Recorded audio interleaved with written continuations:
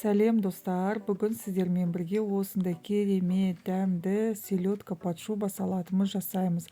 Бірақ та мен селедканың орнына шпрот алдым, себебі менің жанұям шпротпен жегенді жақсы көреді, өте дәмді болып шығады. Шпротпен жасап көріңіздер. Шпротымызды осылай тарелкамызға салып, вилкамен үгітіп аламыз. Одан кейін салатымыз жинайтын қалаған тарелкамызды аламыз және де өзіміздің қалаған формамызды аламыз. Формасыз да жасай беруге болады. Бүгін мен осындай домалақ формаға жасаймын. Алдын ала мен картошкаларымды осылай үгіткіштен өткізіп алдым. Картошкамды салып, жақсылап қасықпен үстінен басып жүреміз. Одан кейін үстінен сәл тұз себеміз. Майонез сепкілеріңіз келсе, майонезді жағып жіберсеңіздер болады, бірақ та мен жаққан жоқпын, себебі шпротым майлы болды. Одан кейін шпротымызды саламыз.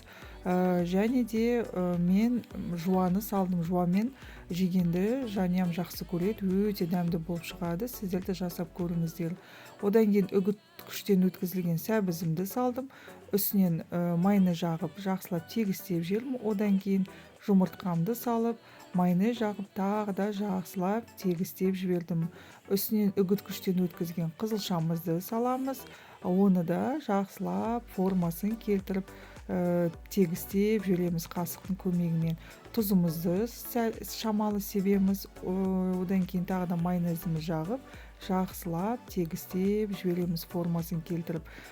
Үстіне сәндік үшін мен жұмыртқаның сарысын алдым. Сіздер қалаған заттарыңызды алып сәндеп жүрсеңіздер болады. Енді қазір формамыздан шешетін боламыз. Форманы шешкеннен кейін 1-2 сағатқа холодильникке салып қойсаңыздар болады, сіңу үшін. Салмай жей берсеңіздер де болады. Осындай дәмді салатымыз шықты. Шпрот под шубой жасап көріңіздер. Ұнайды деген сенімдемін. Егер менің арнама тіркелмеген болсаңыздар, тіркеліп қоюды ұмытып кетпеңіздер. Ас болсын.